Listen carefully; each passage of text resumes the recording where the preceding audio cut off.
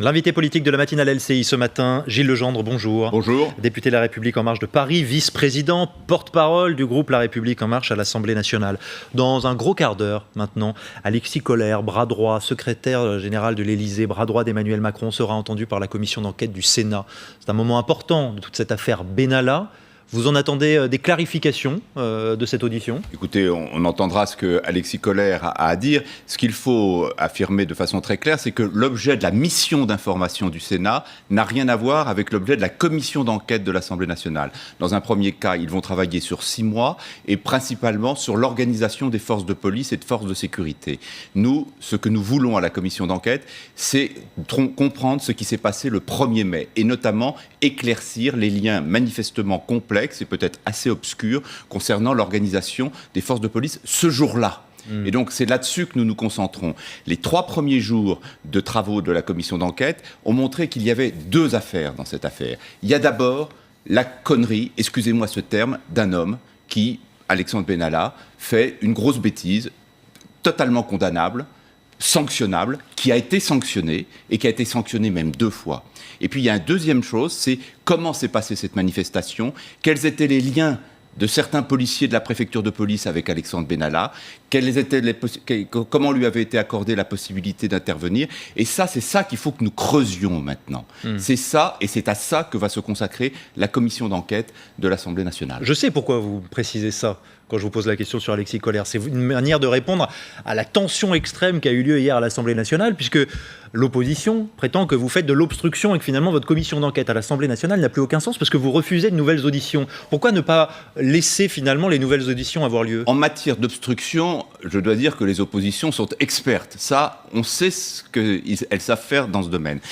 Les oppositions essayent de nous tendre un piège. Ça n'est pas la vérité de ce qui s'est passé avec Alexandre Benalla et pendant les manifestations qui les intéressent. Ce qu'ils veulent, c'est transformer cette affaire, qui est une affaire que j'ai décrite comme finalement assez banale, l'erreur d'un homme, comme il peut y en avoir dans toutes les organisations, dans toutes les entreprises, dans toutes les associations, en fait politique. Ils nous tendent un piège. Ils ne demandent pas d'ailleurs que l'auditionner Alexandre Kohler, ils nous demandent d'auditionner pratiquement la totalité des collaborateurs du chef de l'État. Ils veulent atteindre le chef de l'État. Et ce qui Mais s'il n'y a rien à cacher, pourquoi s'en priver, si je puis dire ? Mais parce que ce n'est pas l'objet de la commission. L'objet de la commission, c'est le 1er mai, c'est la vérité sur la manifestation et sur la façon dont Alexandre Benalla, en dehors de son comportement individuel, a pu commettre cette faute extrêmement grave. Donc c'est ça le sujet.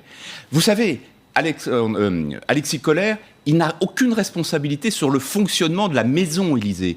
Il est chargé de mener les programmes de réforme auprès du chef de l'État, de faire la relation entre l'Élysée et tout l'appareil d'État. Là, le chef de l'État lui a demandé de réorganiser tout ça. Oui, parce qu'il y a un patron de la maison Élysée, l'Élysée en tant qu'entreprise. C'est Patrick Stroda, c'est le directeur de cabinet. Ça a été la 2e personne tout de suite interrogée par la commission d'enquête. Et puis il y a les forces de police et de gendarmerie qui assurent la sécurité du palais. Les 2 principaux dirigeants ont été interrogés hier. Donc on ne peut pas dire que l'Élysée cherche à camoufler la vérité. Nous cherchons, nous, à aller la chercher là où elle se trouve. Et là où elle se trouve, c'est dans l'organisation du palais, où en effet, dont la petite entreprise Élysée, j'allais dire, a un chef d'entreprise, on appellerait ça un directeur général, c'est Patrick Stroda. Il a répondu de façon très précise à la commission d'enquête. S'il faut le réécouter, le réentendre, ils le feront, ça c'est à la commission d'en juger. Mais ne politisons pas, j'allais dire, ne tombons pas dans le piège politique que nous tend l'opposition. Vous parlez de la connerie d'un homme, je reprends le terme que vous venez d'employer. C'est pas très poli, mais honnêtement, quand j'en parle aux Français, dans mon entourage, c'est exactement comme ça qu'ils le disent, dans leur langue. Donc je l'ai repris, c'est pas très bien pour un plateau de télévision. Vous avez tous les droits. Tout de même, la connerie d'un homme, elle mène à une situation rarissime. On l'a vu hier, c'est joué loin des caméras, une perquisition à l'Élysée. On a cherché, il y a un précédent, semble-t-il, en 2008, dans l'affaire de la disparition de Guy-André Kieffer, des sujets tout à fait différents, le journaliste. C'est une situation rarissime. En termes d'image, vous n'avez pas peur d'un impact redoutable ? Ah mais c'est le contraire, si vous voulez bien. C'est le contraire. Ah ben oui, parce qu'on ne peut pas dire que d'un côté, l'Élysée, où nous essayerions de cacher la vérité, l'Élysée avait parfaitement le pouvoir légal d'empêcher cette perquisition. C'est déjà arrivé par le passé. On n'entre pas à l'Élysée comme dans un moulin. Eh bien, pas du tout. Ils ont dit « entrez, nous n'avons rien à cacher ». C'est même Alexandre Benalla qui a conduit les forces de police à son bureau. Et la perquisition a pu s'opérer. Donc, vous voyez bien, quand on est dans le registre de l'affaire Benalla, et de toutes ses ramifications, y compris dans les relations un peu compliquées avec les forces de police. Nous n'avons rien à cacher, nous ouvrons tout. Si c'est pour transformer cette affaire de police et cette affaire judiciaire en une affaire politique, alors là, en effet, nous disons halte là. Ça n'est pas ça l'objet. Emmanuel Macron, hier, dans les Hautes-Pyrénées, il a répondu enfin à la presse, au bout d'une semaine, en disant « Vous êtes les seuls à me parler de ça. Personne ne me parle de ça sur le terrain. » C'est vrai, ça, dans les circonscriptions. Alors, vous êtes élu parisien, les retours qu'ont vos collègues, personne ne vous parle de ça quand vous allez sur les marchés. Écoutez, ce week-end, par exemple. J'ai suivi, comme vous, et surtout grâce à vous, les images du déplacement présidentiel. Il est arrivé, dans le passé, y compris pour Emmanuel Macron, qu'il y ait des voyages qui ne se passent pas très bien, qu'il y ait des injures, qu'il y ait des manifestations d'hostilité. Je n'ai rien vu de tel. J'ai vu une population qui accueillait chaleureusement le chef de l'État. Et c'est vrai que nous, dans nos circonscriptions, et ça, je suis en contact permanent avec mes collègues, notamment de province, c'est vrai. Mais attendez, c'est pas ça le sujet. Ça ne minimise pas la faute. La faute, elle est constituée, elle est assumée, elle a été sanctionnée. Donc, ça n'est pas ça notre sujet. Si, excusez-moi. Et d'ailleurs, je vais m'appuyer sur un sondage LCI Opinionway hier. 59% des Français qui estiment, eux, que l'affaire Benalla relève bel et bien d'une affaire d'État. Il y a un sujet aussi pour vous. C'est maintenant de mener le mode d'emploi dans la question de ce qu'on mettait sur le terme affaire d'État. Faites confiance à Opinionway pour mener à bien ces enquêtes comme il le faut. Tout de même, il y a pour vous une bataille d'opinion que vous avez, à la lumière de ces sondages, peut-être perdu et qui va compliquer peut-être la suite du quinquennat. Vous n'y croyez pas du tout. Nous n'avons rien perdu et ça n'est pas une bataille d'opinion, c'est une bataille de la vérité. Et c'est ça que nous voulons rechercher. Vous savez, la vérité, c'est d'abord les faits. Et ça, les 3 enquêtes qui sont en cours vont permettre de les établir sans contestation. Il y a ensuite la question posée par le chef de l'État, à savoir cette histoire de confiance trahie.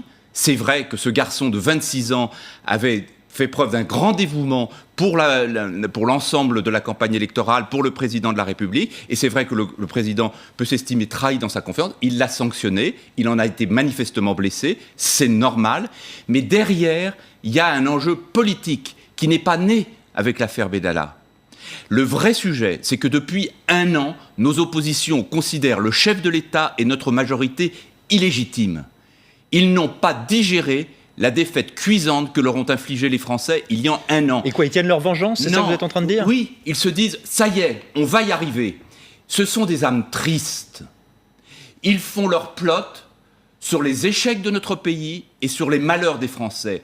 Ce qu'ils n'ont pas compris, c'est que l'échec de notre politique, ce serait l'échec du pays et que nous voulons à tout prix l'éviter. Et ce qu'ils n'ont pas compris, c'est que les malheurs des Français, c'est les résultats de 20 ans de gouvernement auxquels ils ont été associés. Là, ils disent, l'opposition dit, je ne me fais pas leur porte-voix, c'est aussi l'échec de la fameuse exemplarité, tant portée par la majorité qui est la vôtre. L'exemplarité, c'est d'avoir sanctionné, et c'est un chef de l'État qui dit « je ne me planque pas, je ne me cache pas, je ne me défile pas, j'assume ». Et je ne m'excuse pas. Il n'a pas de raison de s'excuser, il est aussi la victime dans cette affaire. Quand vous trahissez la confiance de quelqu'un, la personne dont vous trahissez la confiance est aussi la victime. Mais vous savez, derrière tout ça, quand vous prenez des sanctions. Veulent nous empêcher d'aller plus loin dans la transformation très bien engagée du pays. Nous voulons l'inverse. Nous voulons aller à toute vitesse pour transformer ce pays et l'entraîner dans un avenir infiniment meilleur que n'a été le passé. Donc vous ne croyez pas du tout à l'impact de cette affaire sur l'opinion? Vous ne la sous-estimez pas? Non, ce que je ne veux pas sous-estimer, c'est la gravité des faits. Et personne, ni à la tête de l'État, mais moi ni je vous dans parle de l'impact dans l'opinion. Parce que ça joue à un moment quand on doit mener des réformes, et comme vous voulez les mener à bien, ces réformes, justement, je pense notamment à la question de l'assurance chômage, qui sera en discussion avec les partenaires sociaux en septembre. Forcément, votre crédibilité est atteinte ou pas selon vous par tout ça. Je ne mélange pas, tout se tient aussi. Depuis un an, notre popularité, celle du chef de l'État, celle de notre majorité, va et vient. Elle est à un niveau elle a un niveau incroyablement élevé compte tenu des risques politiques que nous prenons pour réformer le pays.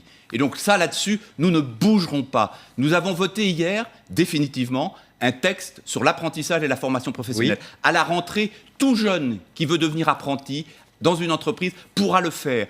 Sans limite d'âge, ou très peu de limite d'âge, 30 ans, avec le financement qui tombe automatiquement. Est-ce que c'est ça qui est important? Ou est-ce que vous croyez que c'est la bêtise d'un post-ado de 26 ans qui va bloquer le mécanisme de l'État, la transformation du pays?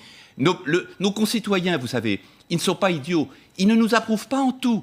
Il y a des réformes que nous devons encore mieux expliquer. Il y a des risques que nous avons pris et que nous pouvons payer éventuellement en termes de popularité. Mais au bout du compte, Ils savent parfaitement où nous les emmenons. Et ils savent parfaitement l'immense différence qu'il y a entre la façon dont le chef de l'État et sa majorité exercent le pouvoir aujourd'hui et la façon dont il était exercé auparavant. Vous êtes convaincu de ça? On a beaucoup entendu... Est-ce que j'ai l'air de ne pas l'être? Non, c'est vrai, vous avez l'air d'être assez convaincu par ce que vous dites. Mais on a beaucoup entendu dans l'opinion aussi, c'est encore le vieux monde. Est-ce que tout le monde voit vraiment... le vieux monde? Mais attendez, soyez raisonnable. Il y a un garçon de 26 ans qui fait une énorme bêtise grave, qui est sanctionné une première fois, qui, quand on s'aperçoit que la faute est encore plus grave parce qu'elle est peut-être préméditée, peut-être, c'est à la justice et aux enquêtes de le dire, est sanctionné une deuxième fois, qui est licencié, et vous voulez en faire une affaire d'État? Non, je ne veux pas en faire une affaire d'État. L'opinion pose la question de l'affaire d'État. L'ancien monde, le nouveau monde, d'abord, c'est un terme que je récuse. Nous n'avons pas créé le nouveau monde. C'est un rêve prométhéen auquel jamais je ne succomberai. En revanche, c'est vrai que nous avons une pratique politique, y compris dans le traitement de cette affaire. Est-ce que vous avez déjà vu un président de la République qui vient d'expliquer, à la suite d'une affaire qui est en effet pénible, embarrassante et pour lui très décevante, de dire « c'est moi le responsable, n'en cherchez pas d'autres, je ne couperai pas de tête pour m'en tirer ». Vous en avez déjà vu un exemple comme ça? Donc ça, c'est un exemple d'exemplarité. L'exemplarité, ça n'est pas l'infaillibilité. En 2 ans, nous avons constitué une équipe complète dans les cabinets ministériels, dans la majorité, à l'Assemblée nationale, dans les ministères. Vous avez déjà vu une entreprise qui recrute la totalité de ses effectifs en 2 ans et qui ne commet pas une erreur sur un de ses recrutements? Et même s'il ne l'a pas commis, dans un groupe humain, comment pouvez-vous être sûr qu'à un moment, quelqu'un va, excusez-moi encore le mot, ne pas péter les plombs? Est-ce que ça mérite des sanctions gigantesques? Est-ce que demain, si vous causez un accident en état d'ébriété, vous considérez que LCI doit vous licencier du jour au lendemain? Attendez, peut-être pas. Ça n'a rien à voir de commettre. Là, c'est le même il est habillé en policier. Un homme peut faillir. Oui. Et c'est pas la République qui Comparaison faillit. n'est pas raison. En l'occurrence, j'ai le gendre. Un homme qui faillit, ça n'est pas une République qui est déstabilisée et qui faillit. Bon, parlons de vos résultats, puisqu'on vous attend aussi sur les résultats. Et un sujet qui concerne les Français, beaucoup d'entre eux malheureusement, la question du chômage. Ça a augmenté au 2e trimestre de l'année 2018. Il y a un problème sur les contrats précaires, les contrats courts, qui ne cessent d'augmenter. Il y a une question autour de cette précarité. Excusez-moi, ça n'est pas tout à fait exact. D'abord, sur 1 an, le chômage a baissé de 45 000 personnes. Vous parlez de la catégorie A. Moi, je vous parle des contrats. C'est celle qui compte le plus. C'est-à-dire des emplois. Et sur l'année qui vient de s'écouler, on a eu les chiffres en début de semaine, on les a malheureusement moins commentés. Les emplois repartent. Et à l'intérieur de ces emplois, la proportion des contrats à durée indéterminée a monté en flèche. C'est bien la preuve que, 1, l'économie est en train de redémarrer, avec des hauts débats, c'est le propre de l'économie. On a eu un petit trou d'air en début d'année, ce qui explique les chiffres du dernier trimestre de printemps en matière d'emploi. Et par ailleurs, on sait que la part des contrats à durée indéterminée augmente. Pourquoi? Parce que précisément, les réformes que nous avons votées depuis 1 an donnent confiance aux chefs d'entreprise. Il y a d'ailleurs eu un baromètre publié ce matin par un de vos confrères qui montre que la confiance des patrons augmente, parce que les chefs d'entreprise ont confiance pour employer. Ils savent qu'aujourd'hui, ça n'est pas un parcours du combattant d'employer et d'embaucher, et que si le cas échéant, parce que l'entreprise connaît un trou d'air, il faut adapter ses effectifs, ça sera possible. Donc la démonstration que nous avions besoin de démontrer, elle est en train de se faire sur la pertinence de notre politique en matière d'emploi. Les gens qui vivent de petits boulots, je me permets d'être précis, catégorie B et C, ça augmente de 123 000 en 1 an. Ils venaient d'où ces gens? Ils venaient du chômage, monsieur. Donc mieux vaut un petit travail et peut-être un travail précaire que pas de travail du tout, c'est ce que vous nous dites? Ah mais ça, à l'évidence, parce que le petit travail, éventuellement à temps partiel, éventuellement à durée déterminée, c'est l'antichambre d'un vrai travail. C'est comme ça que repart une machine. Est-ce que vous êtes convaincu de ça? Vraiment? Oui, vous avez des doutes sur ma conviction. Non, d'ailleurs, je ne devrais pas employer ce terme-là. Non, mais attendez. Sérieusement, est-ce que vraiment l'emploi précaire peut mener à un emploi plus durable et peut-être un CDI? L'emploi précaire, c'est déjà la preuve de la sortie du chômage. Excusez-moi, à partir du moment où on a mis en place, et c'est en place, les dispositifs qui fassent qu'en termes de revenus, on ne passe pas tout d'un coup d'une chute de revenus entre le chômage et l'activité, ce qui serait quand même le comble, à l'évidence, le passage du chômage à l'emploi, même un emploi imparfait, c'est une étape essentielle. Et c'est comme ça que ça fonctionne dans la vraie vie, dans les entreprises. Quand on prend un stagiaire, c'est aussi pour le tester. Et quand on prend un travail à durée déterminée et à temps partiel, ce que vous appelez un petit emploi, moi j'aime pas trop cette expression. Non, je n'ai pas employé le petit emploi. Ou un mini-job, ou enfin peu importe. Mais peu importe, c'est l'étape vers l'emploi réel, sérieux. On a tous commencé comme ça. Donc, ça veut dire que la machine est en train de repartir. Et une machine économique, ça ne repart pas d'un seul coup. Vous n'êtes pas dans une voiture à forte puissance et vous démarrez en trombe après le feu rouge. C'est pas comme ça que ça fonctionne. Et en tout cas, vous serez jugé sur vos résultats, Gilles Legendre, mais ça, et sur vos le réformes. contrat est très clair. Je vous rappelle que nous n'avons jamais parlé de programme pendant l'élection. Nous avons parlé d'un contrat avec la nation. Ce contrat, en effet, il sera jugé à la réalité de nos résultats. Je n'ai aucun doute que les résultats seront au rendez-vous. Et on a entendu vos convictions. Merci Gilles Legendre d'avoir accepté ce matin l'invitation de la matinale LCI. L'info en 5 minutes. Hortense Villate.